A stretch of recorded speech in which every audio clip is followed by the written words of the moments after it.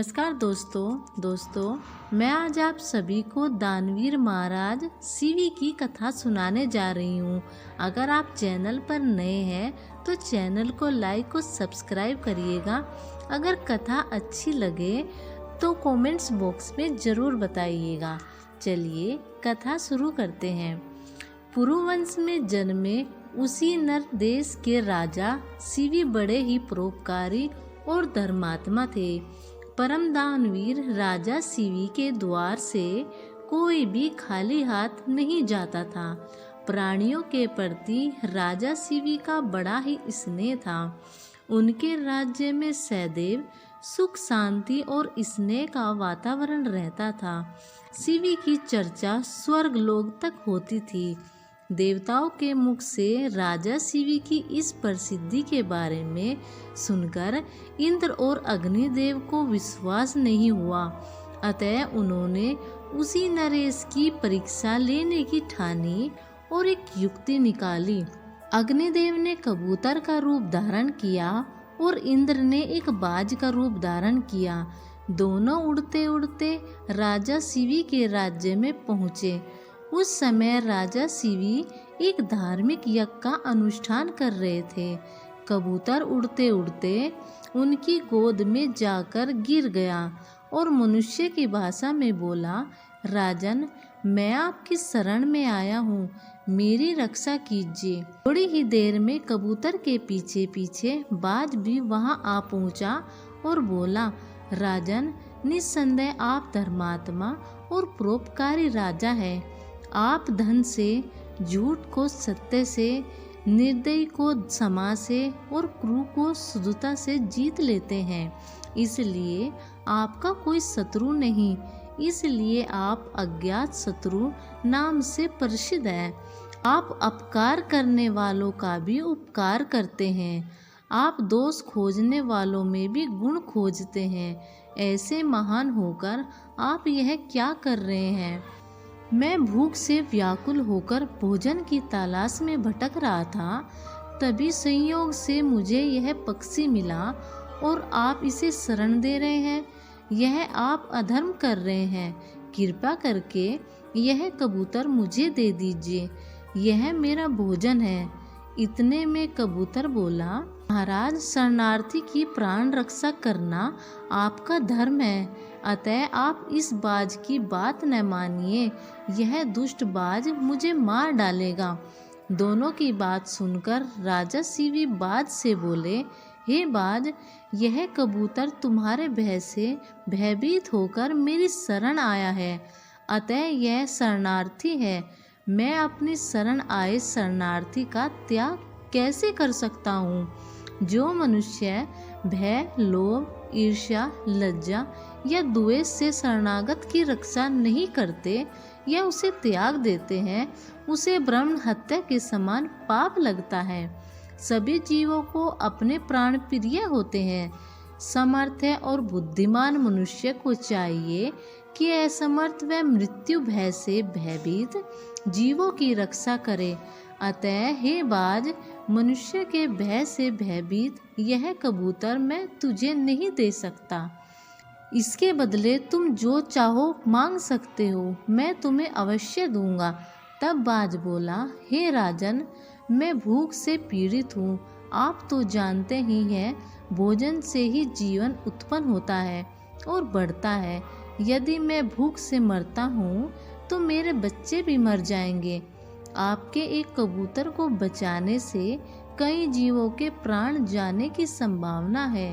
हे राजन, आप ऐसे कैसे धर्म का अनुसरण कर रहे हैं जो अधर्म को जन्म देने वाला है? बुद्धिमान मनुष्य उसी धर्म का अनुसरण करते हैं जो दूसरों का हनन न करे। आप अपने विवेक के तराजू से तोलिए। जो धर्म आपको अभिष्ट हो वह मुझे बताइएगा। राजा शिवी बोले, हे बाज, भय से व्याकुल हुए शरणार्थी की रक्षा करने से बढ़कर कोई धर्म नहीं है।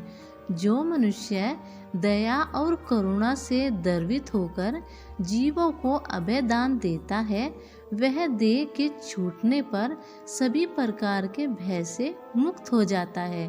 धन, वस्त्र, गो और बड़े बड़े यज्ञों का फल यथा समय नष्ट हो जाता है, किंतु भायाकुल प्राणी को दया अभिदान कभी नष्ट नहीं होता।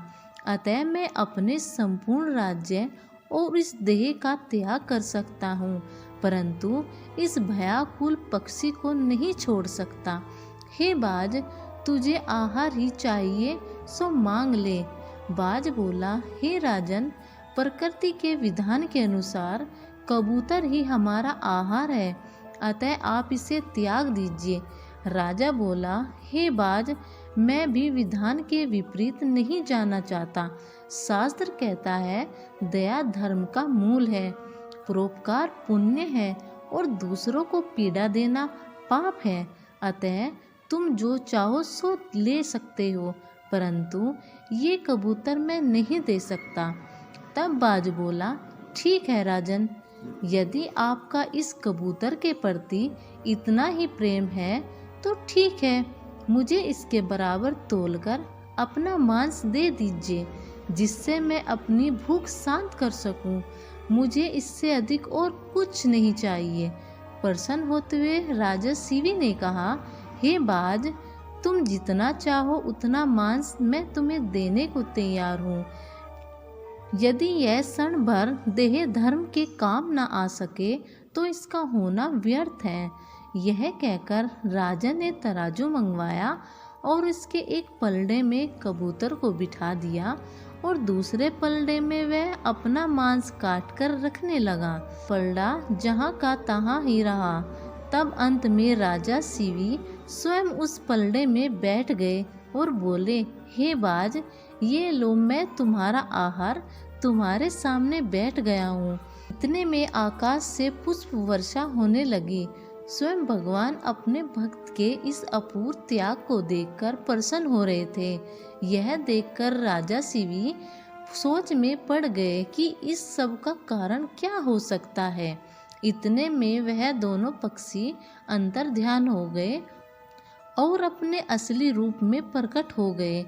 इंद्र ने कहा, हे राजन, आपके जैसा धर्म परायण और त्यागी मैंने कभी नहीं देखा। मैं इंद्र हूँ जो बाज बना था और ये अग्निदेव है जो कबूतर बने थे। हम दोनों तुम्हारे त्याग की परीक्षा लेने आए थे। हे राजन, ऐसे मनुष्य विरले ही होते हैं जो दूसरों के उपकार के लिए अपने प्राणों का भी मोह न करे। ऐसे मनुष्य उस लोक को जाता है जहाँ से फिर लौटना नहीं पड़ता। अपना पेट पालने के लिए तो पशु भी जीते हैं, किंतु अभिनंदनीय तो वही मनुष्य है जो दूसरों के हित के लिए जीता है। इतना कहकर इंद्र और अग्निदेव स्वर्ग को चले गए। राजा शिवी ने अपने यज्ञ को पूरा किया और कई वर्षों तक पृथ्वी का राज्य भोगने के बाद परम पद को प्राप्त हुए। धन्यवाद।